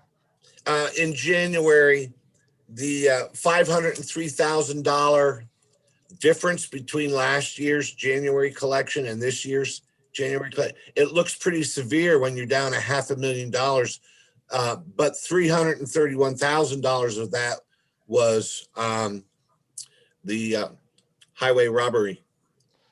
So we're not really, it's not really quite as bad as it looks. I mean, we're hit, we're going to take the hit, but it's explainable. You know, we'd only be down, you know, maybe $150,000 instead of $500,000 state taking that cut for the distressed health facilities. Thank you. All right, Martha. Yeah, along those lines, just the idea of, it would make us feel better if you could put either a bar on those, you know, what's the level of those payments? Because you got AIM in what, December usually? Well, we had considered that, but then they're going to be taking this same payment again over 4 more months on a quarterly basis, and then AIM at the end of the year. And before you know it, you have almost every other month with colored bars, and it would get a little busy after a while, and pretty depressing too, to see how many months that they're taking money from us. But you know, I'll bring you the information as I have it. I'll give you a bright side to this. The bright side to this is that when we did the budget estimates for sales tax, we had a large, the distressed facilities, so the distressed hospital diversion was based on actual sales tax of a prior year. Well, because we did so bad last year, it's actually less than we originally estimated. So there's that's the good side of things. Well, that's exciting. It's optimistic. As a footnote, among my conversations with Anna Kellis, Assemblywoman Kellis, she said I think a hospital, somebody, maybe it was QK Health, asked her, so where is the hospital fund? Like, where's that money? And is that going anywhere? And she thought to ask the comptroller's office, and the comptroller's office said, oh, yeah. No one knows. Then the comptroller's office come to find out it was just in the general fund. There was no distressed hospital fund set up. So that I think that kind of has led to a new account line being in the books, thanks to Anna. That is also just a 2-year hit to us. Of course, then the following, when that expires, they'll probably, you know, do another redesign of Medicaid, which is usually not good for us either. Just a question about the Airbnb tax or the small hotel. I know hotel tax is different than this, but did we start charging that yet? I can't remember. Yes. The 5%? Okay. I believe, yep. Started, right, Rick? Yes. All right. Thank you very much. The graph is great. I really, really like seeing it that way. It's very, very helpful. Thank you. All righty, folks. We still got the rest of our meeting. Shauna. I just have a quick question. The online sports betting, is that going to be similar to casino money? I don't know. Do we know? Okay. It'd be nice to don't get a few million from that every year. I don't know the answer to that Michael question. is shaking his head furiously, like, no, and so is Martha. Okay, thank you. All right, thank you very much, Rick. Thank you for the report. You're welcome. And the graph, everything in between. Okay, let's move on. Are there any resolutions to be added or withdrawn from the agenda? Yes. Amanda Champion? Yeah, thank you. I would like to pull off Resolution P, amending the rules of the legislature, and take that back to committee for, there's been some further questions and we want to have another chance to do a few more edits. All right, standing committee reports. Actually, before I go to standing committee reports, Rich, I want to ask you a quick question. All this discussion about sales tax and so on and so forth, is there anything on the IDA front that you think is coming down the pike that might help our situation? Certainly there are very large projects that are in the pipeline, but of course, the early years of the new projects don't really make much tax impact. They will over the longer term. However, we have a lot of projects that are in their later stages now because our growth period has been going on. So, you know, this might be a better question for Jay over at assessment, but I think we're going to see some significant bumps to our tax base, which would help. Oh, that's good to know. Oh, I think I opened up a can of worms. Shauna. Sorry.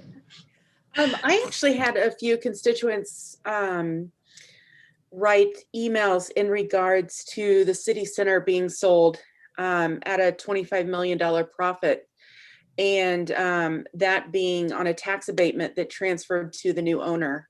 And it seems like to me that there's a big kind of loophole in these tax abatements transferring.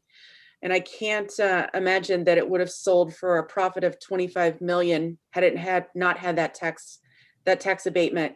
So I was wondering if you could talk a little bit to that, Rich. Sure, that was a shocking change in valuation.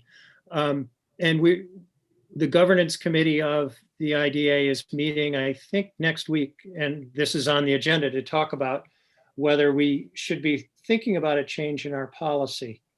What our present policy is that we provide certainty to projects, that the terms of the deal that is made with the IDA does not change, even if there is a sale, so long as the new owner agrees to abide by all the terms of the tax abatement agreement.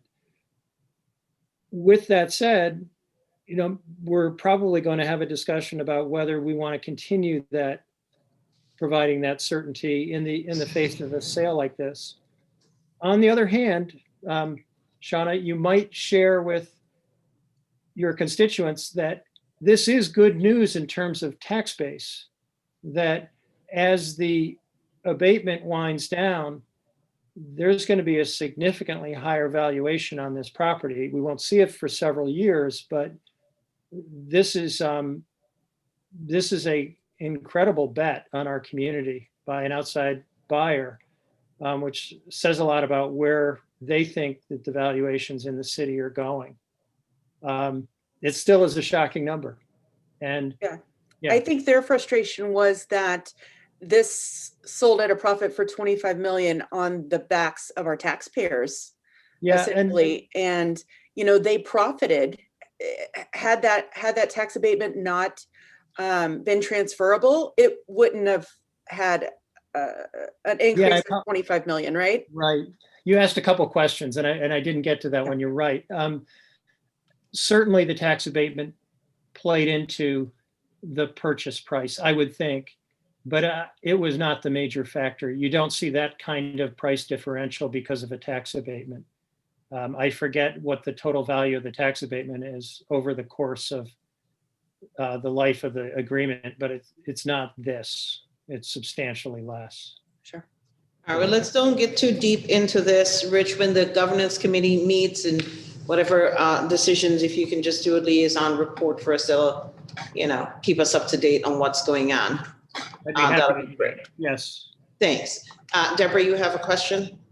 Yeah, I just wanted to urge the IDA board to consider that possibly there should be some sort of limitation on how quickly a developer can turn these properties over, especially when you're dealing with an out-of-town developer, because the temptation to flip the property, take your money and run on to the next town that's going to give you a big tax abatement is well nigh irresistible. All right. I think Rich has heard and the committee meets, so talk. Thank you. Okay, let's move on to standing committees. Facilities and Infrastructure Committee, Mike Lane, Chair. Yes, we met on Thursday, March 18th. A lot of what we did was taken care of in the resolutions we had on the consent agenda. We have one resolution that will be coming a little later, which is the reimbursement for the George Road Bridge to the town of Dryden with respect to the local share. That saved us a lot of money at the county. We did have a report from Mike Hall at the airport about what he was projecting as the total grants that are expecting here in the $5 million range coming in for the airport project. Some of which we've already received that will help us hopefully hold down some of the capital costs. Although some of these grants may need to be used for operating deficits that we've had because of the difficulties with the airline traffic happening at all during the COVID crisis. But that's something we'll keep track of because we want to see the total amount that we've had to borrow, will have had to borrow for the airport project as low as possible. We talked about our goals. We have several. I just want to read them. I'm not going to talk about any of them, but just so you can see what the committee's talking about. We want to move the commercial driver's license testing site forward to be located near the airport so the testing can be conducted in Tompkins County. We want to update the committee and the legislature on the trail system in Tompkins County, including such things as the permit for the trail past the gate in Dryden by Game Farm Road, the Route 13 pedestrian bridge, other kinds of things like that. We want to look into increasing the number of water fountains in the county buildings to help reduce the use of single-use plastics. We want to discuss the safety and maintenance checks in buildings and do everything we can to ensure all buildings are safe. We want to properly have the sign for the Governor D. Tompkins building displayed. And I should mention, I'm sorry but we did review that, the signage for the building with Arel Amaro, and we should be seeing those signs fabricated fairly soon.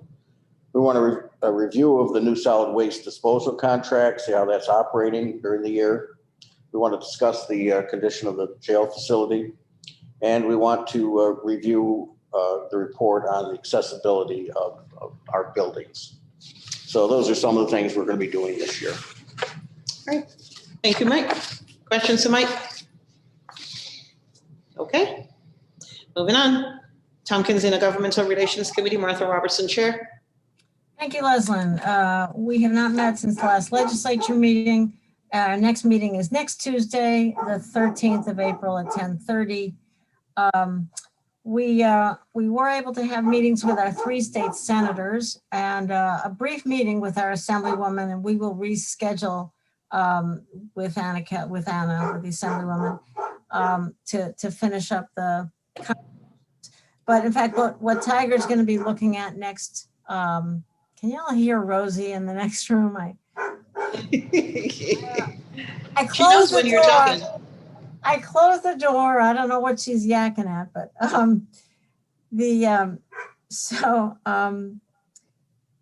next week, we'll be talking about what kind of post-budget lobbying we may want to do. For example, civil service reform, raise the age bed capacity, those kinds of issues. So we'll be talking about those things next Tuesday.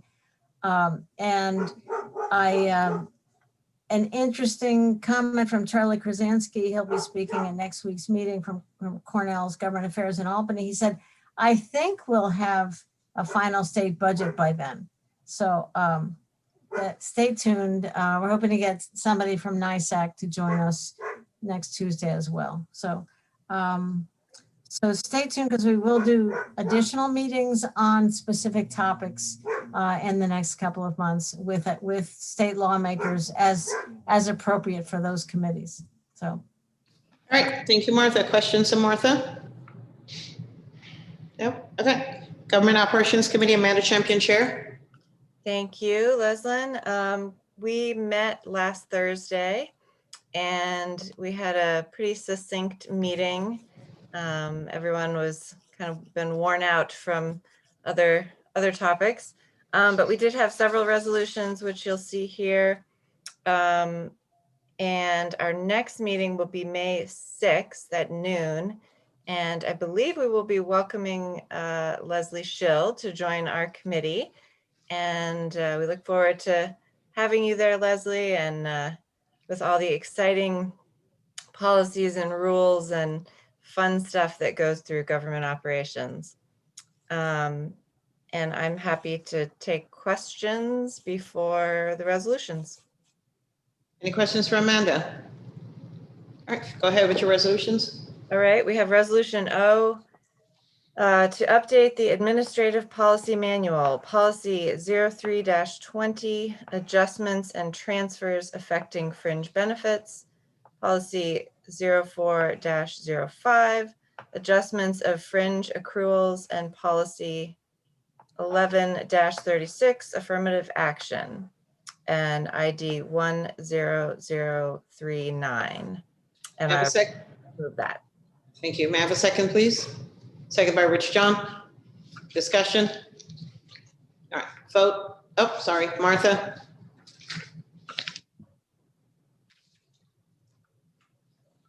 Martha, you're muted. Okay, sorry. On line 21, I'd asked Amanda earlier about this. The policy 1136 can be replaced with a one-page policy. And then she pointed to packet page 48. Is that the one page, and is that, do we say hereby is or shall be replaced with the one page as such, as follows? The way it's written right now sounds like it might be someday in the future. Right. I think I'm just trying to find the resolution. Yeah, I think we can change that to say policy 11-36 will be or is replaced with a one-page policy. And if Lisa Holmes thinks that that's incorrect, I'll ask her to jump in since she's our leader on all these policies. Okay. All right. Thumbs up from Lisa. Thank you. Good. All right, roll call vote. Dave McKenna, Yes. Ed Maury, Yes. Martha Robertson, Yes. Leslie Schill, Yes. Mike Sigler, Yes. Shauna Black. Yes. Amanda Champion, Yes. Deborah Dawson, Yes. Henry Grandison, Yes. Rich John, Yes. Dan Klein, Yes. Ann Corman, Yes. Mike Lane, Yes. Leslie McBean Claiborne. Yes. 14 ayes, 0 noes. All right, we also have resolution Q, adoption of local law number of 2021, a local law amending chapter 80 of the county code and repealing article 30.04 of the county charter to allow for the merging of the Stop DWI and Traffic Safety Committees, ID 9913. Thank you. May I have a second? Seconded by Deb Dawson. We had a public hearing on it today. Any questions? Okay, vote. Dave McKenna, Yes. Glenn Maury, Yes. Martha Robertson, Yes. Leslie Show, Yes. Mike Sigler, Yes. Shauna Black, Yes. Amanda Champion, Yes. Deborah Dawson, Yes. Henry Grandison, Yes. Rich John, Yes. Dan Klein, Yes. Ann Corman, Yes. Mike Lane, Yes. Leslie McBean Claiborne. Yes. 14 ayes, 0 noes. That carries. Anything else, Amanda? Nope, thank you. Thank you. Planning, Energy and Environmental Quality Committee, Ann Corman, Chair. Thank you, Madam Chair. We last met on March 22nd, and we had an update from Jason on the Chief Sustainability Officer, and there was a budget and position transfer, as that person will be located rather than in administration. It seemed like that person was better suited to be able to do their work and aligned with the things that they're going to be doing in planning. And if Jason's still on here, and I might ask him for an update when I finish this, if he knows anything else about the officer or the Chief Sustainability Officer. What was on the agenda tonight, we had the acceptance of the snowmobile grant, which is a pass-through. And we had a presentation regarding the draft Tompkins County Hazard Mitigation Plan. And we also talked about a proposed policy on the county forest. And that was a very robust conversation. We'll be talking more about that probably this month or next month. And anything else, Deborah, I missed? No, ma'am, you got it all. Thank you. Jason, is there any other update on the sustainability officer? We don't have anything new to update. I think the period for applications is still open for another week. So, Okay. I don't even know how many folks have applied at this point. Okay, great. Thank you. That's all I have, Madam Chair. Thank you. Any questions for Ann?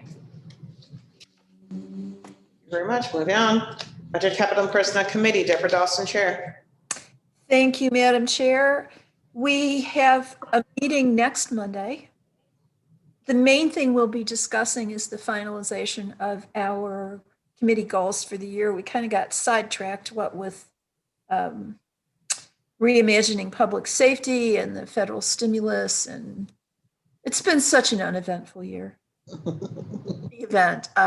Before we move on, I want to assure Leslie that no matter how discouraging Amanda tries to make it sound, GO is a great committee to start your legislative career on, because you will get a broad overview of everything the county does, get to know a lot of our staff and department heads, and have a really good time. And the best legislator is the chair, so. Thanks. All right, before I leave, I will make sure I have a trophy for the Best Legislature Award. So step up, Henry. Step up, Amanda. All right. Thank you, Deborah. And Workforce Diversity and Inclusion Committee, Henry Grandison, Chair. Yes, we still have not met yet. We'll meet at the end of April, but we have a meeting. We have been active. We in fact are going to have a meeting next week about Juneteenth and have an exciting program for you that we'll figure out next week. Also, we're working on the historical days, heritage days, and in fact, the Asia Pacific Islander month is the month of May, which seems opportune. That's all I have. Thank you, Henry. Questions? Housing and Economic Development Committee, Martha Robertson, Chair. Thank you, Madam Chair. We met on Last met on March 25th. Our next meeting is April 22nd at 9:30. In our March 25th meeting, we did the resolutions that you saw on the agenda tonight. We had a good report a very robust report from Natalie Bernowski of the Workforce Development Board, and passed a resolution supporting the contract to analyze short-term rental data in the county. And we look forward to seeing that kind of data come through so we can see what kind of impact we have throughout the county by how many units are being used by short-term rental providers. So that was a new step. And we voted on our goals. And if that's okay, I would like to just quickly read through what we voted on. 3 main areas: housing, economic recovery from the pandemic, and transportation. For housing, to address housing vulnerability and especially help secure federal assistance for tenants and landlords. For the housing fund, secure legislative approval of the renewed partnership agreement. For the short-term rental market, review the analytics study and evaluate the impact on the housing market. To discuss countywide code enforcement, to analyze some opportunities and challenges there and what purposes that might serve. Mobile homes, we hope we can get into the unique challenges with mobile home housing in the county. On the economic recovery, help understand the opportunities with the federal American Rescue Plan and coordinate with community partners. Identify needs and support targeted initiatives, especially in the areas of tourism, workforce, and childcare.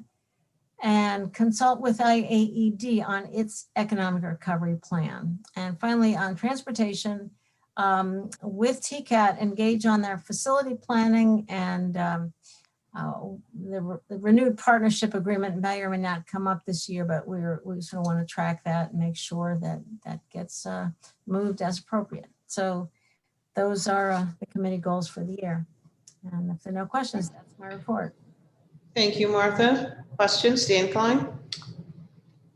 Martha, is there going to be something on the next HED committee agenda about the heritage area?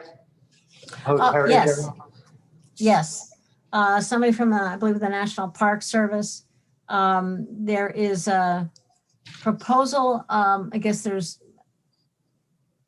you're following it. You want to update? You want to describe that briefly? Because it's just a proposal to make a Finger Lakes heritage area. It's kind of like a national park without a park. I'm really excited about the idea, so I just wanted to keep a little track of how it's progressing.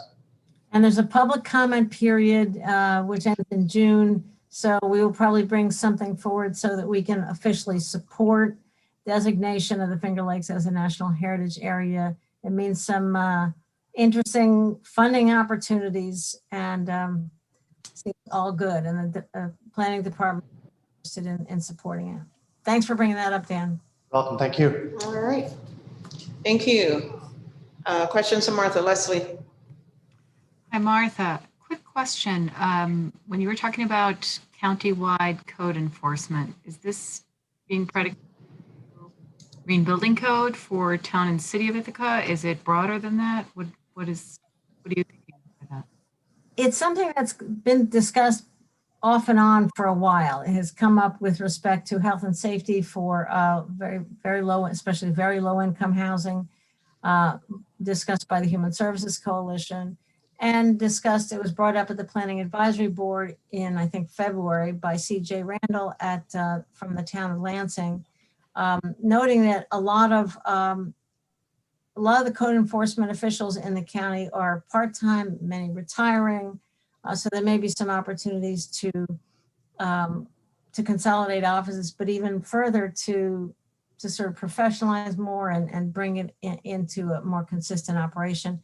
Especially people are looking at it related to the, not necessarily the city and town's new energy code, but the state's initiative on a stretch energy code that is likely to come out of the CLCPA. the state's climate action bill. So CJ has done a good deal of research on it, and there have been a couple of counties that have done studies on it, and she sent me that information. So we thought we would take a look at it, and just kind of, it's one of those initiatives that would take a while to really act, to actually get going, but I wanted to have a conversation about it this year. All right. Thank you. Downtown Facilities Committee, Dave McKenna, Chair. Thank you, Madam Chair. Downtown Facilities has not met since the last ledge meeting. We will be meeting this Thursday at 3 o'clock on this same channel. And hopefully we'll have some updates on progress on other facility areas. Thank you very much. Thank you, Dave. I will be sure to tune into this channel. Any questions to Dave? Okay. Public Safety Committee, Rich John, Chair. Thank you, Leslyn. The Public Safety Committee will be meeting on April 15th, so a week from Thursday at 3 o'clock. We have had a very busy March, as everybody is aware. We were successful in passing a Reimagining Public Safety resolution with some very ambitious goals stated in it. And now the work begins of making it real. We will be bringing the first of, I think, many resolutions to the April 15th meeting, which is the resolution we started talking about concerning creation of a community justice center.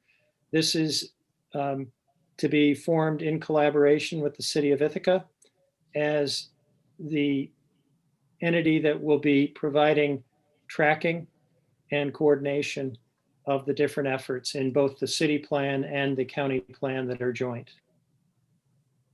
Other than that, I just had a couple things to report. The jail population is at 46, which is quite a bit higher than we've seen in recent months. I believe that's due to the fact that the state has not yet quite started taking state-ready inmates. So our jail is holding a greater population than it has in the past. The state has indicated they're going to be doing that starting in April. So we should see those numbers begin to go down a bit. The only other thing I wanted to just let the legislators know is that I had a conversation with Dick Costello, who you may recall came in and spoke to us regarding amending our rules regarding rifle hunting. And I had reached out to him to find out if there had been a successful hunting season and whether there were any incidents reported locally or to the state. And he was aware of none, which I would say is good news, that it seems to have all occurred safely this year. I'm happy to try to answer any questions. All right. Thank you very much, Rich. Henry Granison, question? Yeah, Rich, about the last one. I assume that the governor has not proposed that we change our laws yet on the gun rifle hunting? No, that went into effect this year. Oh. It is, I can't remember, I think it's a 2-year period where we will see how it goes. And then we're going to have to act again to either make it permanent or rescind it. Okay. Also wanted to ask you how are you going to combine the status of the Community Justice Center with the city? Will we consider a resolution before they will, or how will that work? I would imagine, as with our reimagining public safety resolutions, we're going to work to try to make them aligned. The main issue in each one of them is the budget commitment. And certainly Jason is working with the city, his city counterparts to make sure those numbers line up. I also anticipate we're going to have more information probably by April 15th, I hope, on greater detail on where the Community Justice Center will be located, how it'll be housed, and maybe some more on just general operation. But Jason, I don't mean to put you on the spot too much, but I'm sure those questions will come up on the 15th. Yes, I think you hit it off. I know we're trying to set up a meeting, I think with you and Henry as well as Leslyn, to kind of talk a little bit about next steps and I've had some preliminary conversations with the city today, so we'll bring that information to the table when we meet next week. Our goal is to have something for you to talk about and act on at the Public Safety Committee meeting next Thursday. So it's aggressive, but we think we want to try to advance something forward rather than wait another month. Yeah, I certainly think it's important that we move, that we need to demonstrate to the community that we are taking action here. So thank you. I just assume we've heard nothing from the governor's office regarding our filing of the reimagining public safety resolution. Did we? I'm not aware of the governor offering us a lot of money yet, but it could happen. We haven't heard much from the governor in a few weeks, so. Well, I suspect his budget director would probably. We did submit everything via email through the email that they provided, and we did get a confirmation email that it was received. Oh, okay. All right. Martha, you have a question? It counts as a lot of communication from him these days. I just wanted to thank Rich for leading us through that whole evaluation, the whole discussion, many extra questions and processes to answer, and cats to herd, I will say. It was a lot to handle, and Rich, he really did a very effective and level-headed job of sort of accepting all incoming and helping us through it. Thank you very much. Well, thank you for saying that, Martha. It certainly, I was happy to do it because I think this is really an important project for our community. I think we could make a real difference here. So, thanks. All right, thank you. Health and Human, I know we usually take a break, but I'm trying to push us through to be done. Health and Human Services Committee. Shauna Black, Chair. Get ready. This is a very long report, so I hope you're ready that screen tonight. Okay. We will be welcoming Leslie to the Health and Human Services Committee, and we already have some liaison appointments lined up for her. Our next HHS meeting will be April 19th at 1 p.m. And that is it. Questions for Shauna? All right, Leslie, you've been welcomed to your two committees.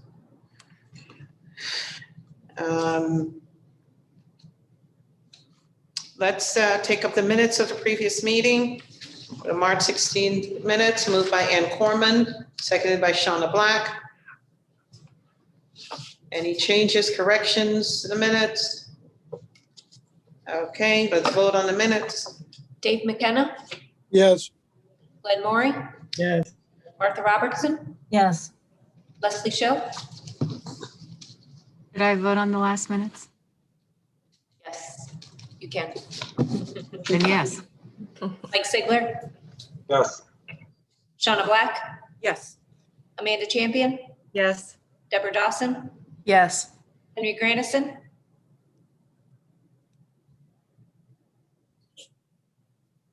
Yes, sorry. Rich John, Yes. Dan Klein, Yes. Ann Corman, Yes. Mike Lane, Yes. Leslie McBean Claiborne. Yes. 14 ayes, 0 noes. It carries.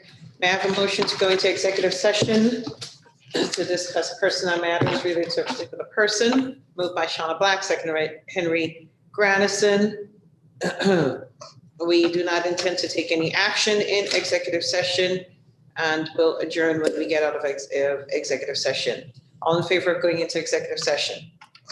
Dave McKenna, She's calling your names. Dave McKenna, Yes. Glenn Maury, Martha Robertson, Yes. Leslie Show, Yes.